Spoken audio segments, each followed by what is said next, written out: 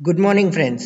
Myself, Ketan K. Devadra, in charge HOD of Mechanical Engineering Department, Vallabh બુદ્ધિ polytechnic Navsari. આજે આપણે છઠ્ઠા સેમેસ્ટરના ટૂલ એન્જિનિયરિંગ સબ્જેક્ટમાં unit number 3 locating and clamping devices ભણીશું. આ ચેપ્ટરનો આ પહેલો લેક્ચર છે. તો આજના લેક્ચરમાં આપણે જે બેઝિક ટર્મ્સ છે એના વિશે ઇન્ટ્રોડક્શન જોશું અને બીજી એક બે નાની થિયરીઝ જોશું.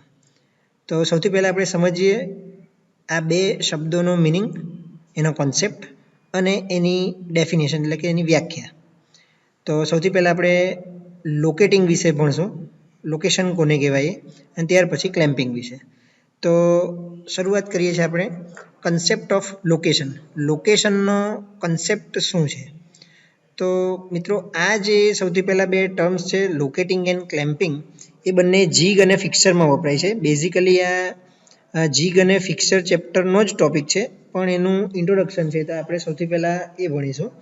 તો લોકેશન કોને કહેવાય કે જીગ અથવા ફિક્સરની અંદર જ્યારે કોઈ પણ વર્કપીસને મશીનિંગ કરવા માટે મૂકવામાં આવે તો એ વર્કપીસ કઈ જગ્યાએ જીગ કે ફિક્સરમાં મૂકાશે એ જગ્યા એનું લોકેશન બતાવે છે, તો એને લોકેશન કહેવાય. હવે કોઈ પણ ઓબ્જેક્ટ હોય એ ઓબ્જેક્ટમાં મશીન થયેલી જે સરફેસ છે, ઓલરેડી મશીનિંગ થયેલું હોય એવી સરફેસ, એનો ઉપયોગ લોકેશન માટે કરવામાં આવે ઇન્સ્ટેડ ઓફ અનમશીન્ડ સરફેસ. જે મશીનિંગ નથી થઈ એના કરતાં જે મશીનિંગ થયેલી છે એવી સરફેસનો ઉપયોગ અહીં આપણે લોકેશન માટે કરીશું. હવે આપણે એનો મિનિંગ સમજીએ કે જ્યારે પણ લોકેશન કરવાનું હોય ત્યારે એક એનો લોકેશન માટેનો પ્રિન્સિપલ છે 3-to-1 લોકેટિંગ પ્રિન્સિપલ, એ આપણે ધ્યાનમાં લેશું. આ 3-to-1 લોકેશન પ્રિન્સિપલ જે છે એ શું બતાવે છે, તો એના માટે આપણે એની 6 ડિગ્રી ઓફ ફ્રીડમ ધ્યાનમાં લેવાની છે. 6 ડિગ્રી ઓફ ફ્રીડમ એટલે કે ઓબ્જેક્ટ કઈ કઈ દિશામાં મૂવ થઈ શકે, એ ફ્રી રહી શકે, એ એની મોશન રિસ્ટ્રિક્ટ કરતા જવાની બાય મીન્સ ઓફ લોકેશન. તો એ શું છે આપણે ડિગ્રી ઓફ ફ્રીડમ, એ આપણે આગળ જોશું.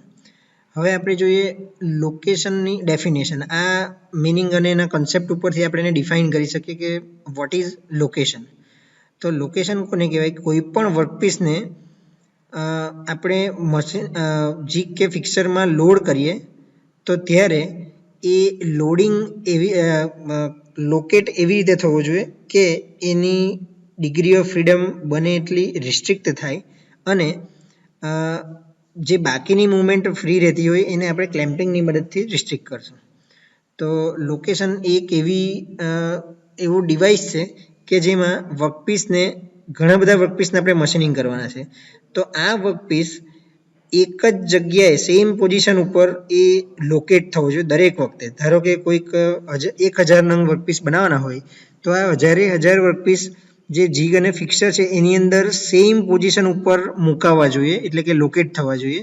બીજી વસ્તુ કે એ લોકેશન વખતે આપણે એને સ્વાર્ફના ક્લિયરન્સ માટે, એટલે કે જે કંઈક ભૂગો કે ચીપ નીકળે છે એના ક્લિયરન્સ માટેની પણ વ્યવસ્થા રાખવાની હોય છે. So this is basically cold location. હવે આપણે સેકન્ડ ટર્મિનોલોજી જોઈશું, ક્લેમ્પિંગ. ક્લેમ્પિંગ કોને કહેવાય?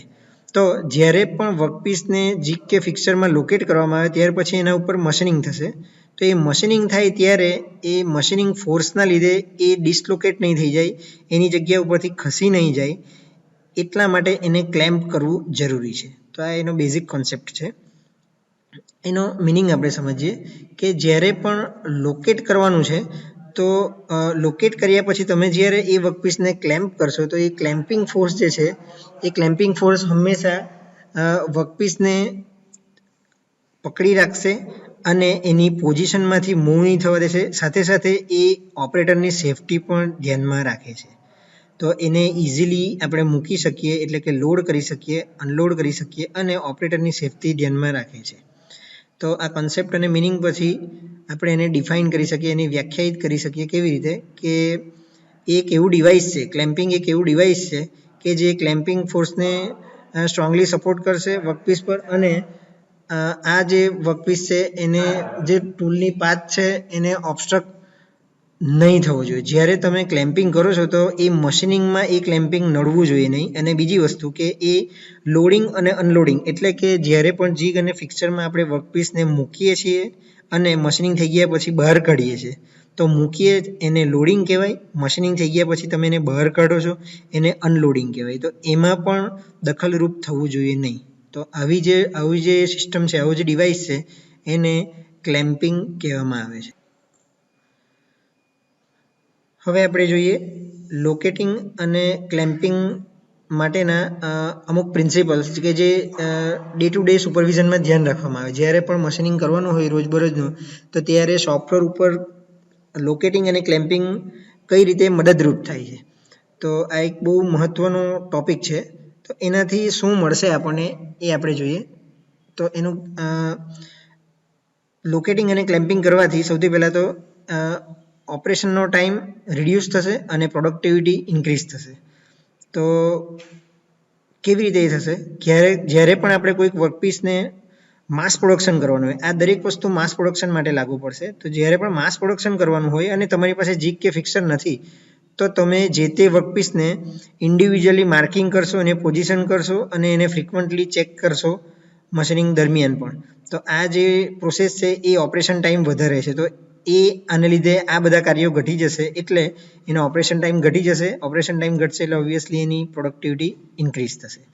સેકન્ડ પોઈન્ટ છે એનો ટુ એચીવ ઇન્ટરચેન્જેબિલિટી. લોકેટિંગ અને ક્લેમ્પિંગ કરવાથી ઇન્ટરચેન્જેબિલિટી વધે છે. What is ઇન્ટરચેન્જેબિલિટી? ઇન્ટરચેન્જેબિલિટી કોને કહેવાય? કે જ્યારે કોઈ પણ પ્રોડક્ટ આપણે માસ પ્રોડક્શન કરેલી હોય અને એ મેટિંગ પાર્ટ હોય એટલે કે બેની પેરમાં યુઝ થતો હોય, ફોર એક્ઝામ્પલ નટ અને બોલ્ટ. તો કોઈ એક સ્ટાન્ડર્ડ સાઇઝનો આપણે નટ અને બોલ્ટ બંને સપોઝ અલગ અલગ જગ્યાએ બનાવતા હોય પણ એ સ્ટાન્ડર્ડ ફોલો કરીને બનતા હોય તો એવા પાર્ટ્સને ઇન્ટરચેન્જેબલ પાર્ટ્સ કહેવાય. કે તમે એક જગ્યાએ નટ બનાવેલી હોય અને એ જ સાઇઝનો, એ જ સ્ટાન્ડર્ડ સાઇઝનો બોલ્ટ કોઈક બીજી જગ્યાએ બનાવેલો છે અને તમે એ બેને મેચ કરો છો તો એ બંને એકબીજા સાથે પેર તરીકે સફળતાપૂર્વક કાર્ય કરી શકે છે. તો આવી પ્રોડક્ટને ઇન્ટરચેન્જેબલ પ્રોડક્ટ કહેવાય. એવી પ્રોડક્ટ મેન્યુફેક્ચર કરવા માટે લોકેટિંગ અને ક્લેમ્પિંગ ખૂબ જ મહત્ત્વનું ડિવાઇસ તરીકે કામ આવે છે. નેક્સ્ટ છે ટુ રિડ્યુસ સ્કિલ રિક્વાયરમેન્ટ. તમારે લોકેટિંગ અને ક્લેમ્પિંગ ડિવાઇસીસ યુઝ કરો તો સ્કિલની વધારે પડતા સ્કિલ ઓપરેટરની જરૂર રહેતી નથી. કારણ કે એની ડિઝાઇન એવી રીતે કરેલી હોય કે દર વખતે એક જ સેમ જગ્યા ઉપર લોકેટ થશે તો એટલું બધું સ્કિલપૂર્વક કામ કરવાની પછી ઓપરેટરની પછી જરૂર પડતી નથી અને અલ્ટિમેટલી એને લીધે પ્રોડક્શનની કોસ્ટ રિડ્યુસ થાય છે. તો બેઝિકલી લોકેટિંગ અને ક્લેમ્પિંગ યુઝ કરવા માટેના આટલા ફાયદાઓ છે. હવે આપણે જોઈએ degree of freedom. Degree of freedom concept કોને કહેવાય? તો જ્યારે કોઈ પણ ઓબ્જેક્ટ ફ્રી સ્પેસમાં હોય ત્યારે એના ઉપર ટોટલ 12 ડિગ્રી ઓફ ફ્રીડમ લાગે, 12 ડિગ્રી ઓફ ફ્રીડમ લાગતી હોય છે. તમે અહીં એક આકૃતિ બતાવી છે એમાં જોઈ શકો છો કે આ એક ઓબ્જેક્ટ છે, ફ્રી સ્પેસમાં છે સપોઝ. તો એના ઉપર સૌથી પહેલાં તો 12 ડિગ્રી ઓફ ફ્રીડમ લાગતી હોય તો એ કઈ હોય? તો એને 3 એક્સિસમાં પહેલાં વિભાજિત કરી દેવામાં આવે જે એકબીજાને પરપેન્ડિક્યુલર હોય. આ હોરિઝોન્ટલ છે એ એક્સ એક્સિસ છે, વર્ટિકલ છે એ વાય એક્સિસ છે અને આ રીતે અહીંયા જે આપેલ છે એ ઝેડ એક્સિસ છે. તો 3 એક્સિસ એકબીજાને પરપેન્ડિક્યુલર છે. તો આ 3 એક્સિસમાં ઓબ્જેક્ટ સ્લાઇડ થશે અથવા રેસિપ્રોકેટ થઈ શકે છે. તો આ રીતે લેફ્ટ અને રાઈટ એટલે કે આ ટ્રાન્સવર્સ મૂવમેન્ટ એની પોસિબલ છે. એ રીતે દરેક એક્સિસમાં એક્સમાં, વાયમાં અને ઝેડમાં. તો એક સાઈડની મૂવમેન્ટને તમે 1 ડિગ્રી ઓફ ફ્રીડમ તરીકે કાઉન્ટ કરો તો એક એક્સિસમાં 2 મળશે, ઝેડમાં આગળ પાછળ થશે, એક્સમાં લેફ્ટ રાઈટ, વાયમાં ઉપર નીચે. તો આ ટોટલ 6 થઈ. એ રીતે 3 એક્સિસમાં આ ઓબ્જેક્ટ જો ફ્રી સ્પેસમાં મૂકેલો હોય એટલે કે કોઈ પણ પ્રકારે એ બંધનમાં આવતો નથી, પકડાયેલો નથી, તો એવા સંજોગોમાં આ વર્કપીસ ઇન્ડિવિજ્યુઅલ એક્સિસ ઉપર રોટેટ થશે બંને દિશામાં, ક્લોકવાઇઝ પણ થઈ શકે અને એન્ટી ક્લોકવાઇઝ પણ થઈ શકે. તો એક્સમાં ક્લોકવાઇઝ, એન્ટી ક્લોકવાઇઝ, એ રીતે વાયમાં ક્લોકવાઇઝ, એન્ટી ક્લોકવાઇઝ, એ રીતે ઝેડમાં ક્લોકવાઇઝ, એન્ટી ક્લોકવાઇઝ. તો બીજી 6 આપણને રોટેશનલ મુવમેન્ટ મળે. તો આ રીતે ટોટલ 6 અને 6 એ રીતે 12 ડિગ્રી ઓફ ફ્રીડમ આપણને ફ્રી સ્પેસમાં કોઈ પણ ઓબ્જેક્ટમાં જોવા મળે છે. તો આને ડિગ્રી ઓફ ફ્રીડમનો કોન્સેપ્ટ કહેવાય, જેનો ઉપયોગ કરીને આપણે એને લોકેટિંગ પ્રિન્સિપલમાં ઉપયોગમાં લેવામાં આવે. હવે આપણે જોઈએ છેલ્લો ટોપિક આનો, list the principles helps to achieve proper location. Proper location કરવા માટે કયા કયા પ્રિન્સિપલ્સ મદદરૂપ છે? તો આ પણ મિત્રો ખૂબ જ મહત્વનો ટોપિક છે. તો કયા કયા છે આપણે જોઈએ.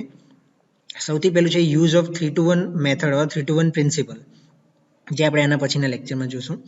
સેકન્ડ છે કીપ મિનિમમ લોકેટિંગ પોઈન્ટ્સ. કોઈ પણ ઓબ્જેક્ટને લોકેટ કરવા માટે જે લોકેટિંગ પોઈન્ટ્સ એટલે કે લોકેટર વપરાય એ બને એટલા શક્ય એટલા ઓછા હોવા જોઈએ. ત્યાર પછી લોકેટિંગ પોઈન્ટ્સ આર કેપ્ટ એઝ અવે એઝ પોસિબલ. લોકેટિંગ પોઈન્ટ એટલે કે લોકેટર બને એટલા શક્ય એટલા એકબીજાથી દૂર હોવા જોઈએ. તો લોકેટર્સ માટે આપણે બે વસ્તુ ખાસ ધ્યાનમાં રાખવાની છે, મિનિમમ હોવા જોઈએ અને એકબીજાથી દૂર હોવા જોઈએ. ત્યાર પછી લોકેટિંગ માટેની સરફેસ જે છે એ મ્યુચ્યુઅલી પરપેન્ડિક્યુલર હોવી જોઈએ અને એ સરફેસ પ્રોપર હોવી જોઈએ. ત્યાર પછી છે સ્મોલ સરફેસ હોવી જોઈએ. લોકેશન માટે બને એટલી શક્ય એટલી નાની સરફેસનો ઉપયોગ કરો, નહીં કે બહુ મોટી સરફેસ. હવે આગળનો પોઈન્ટ છે કે રિન્યુએબલ ટાઈપના લોકેટર્સ યુઝ કરવા જોઈએ. રિન્યુએબલ ટાઈપના એટલે કે તમે ઇઝીલી એને ઘસાઈ જાય કે ડિસ્ટોર્ટ થઈ જાય પછી તમે એને બનાવી શકો, રિપ્લેસ કરી શકો, એ રીતના લોકેટર્સ યુઝ કરવાના છે. નેક્સ્ટ પોઈન્ટ છે use adjustable locators where surface is rough having possibility of change in dimension. જ્યાં ડાયમેન્શન ચેન્જ થઈ શકે એવું હોય કે રફ સરફેસ હોય ત્યાં એડજસ્ટેબલ લોકેટર્સ વાપરવા જોઈએ. ત્યાર પછી પ્રોવાઈડ સ્પેસ ફોર સ્વાર્ફ. સ્વાર્ફ એટલે મેં કીધું એમ કે તમે મશીનિંગ કરો છો કોઈ પાર્ટનું, તો એનો જે ચીપ કે એનો જે ભૂકો નીકળે છે એને સ્વાર્ફ કહેવામાં આવે અને એના માટે એની જગ્યા રાખવાની. જ્યારે કોઈ પણ લોકેટરની ડિઝાઇન કરીએ તો જે મશીનિંગ થશે એ મશીનિંગમાં જે કંઈક સ્વાર્ફ નીકળશે, ભૂકો નીકળશે, એના માટેની સ્પેસ ચોક્કસથી રાખવાની હોય છે.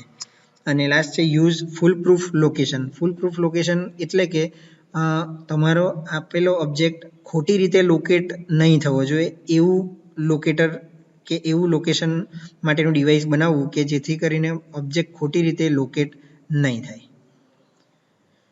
Okay, thank you.